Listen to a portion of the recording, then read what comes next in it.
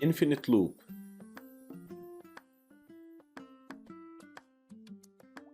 Infinite loop. While loop becomes infinite loop if the condition never becomes false. So you have to be careful with that because the loop will loop infinite and never stops.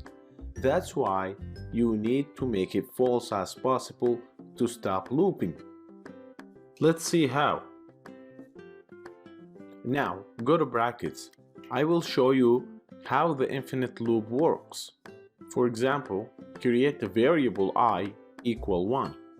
Then use while I equal 1 colon. And create a variable name equal input parenthesis string enter your name.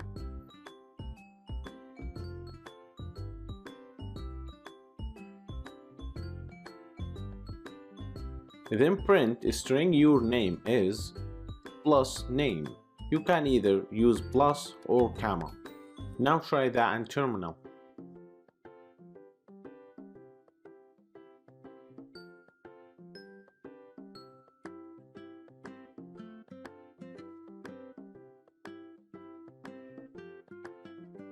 Now I will put multiple names to show you.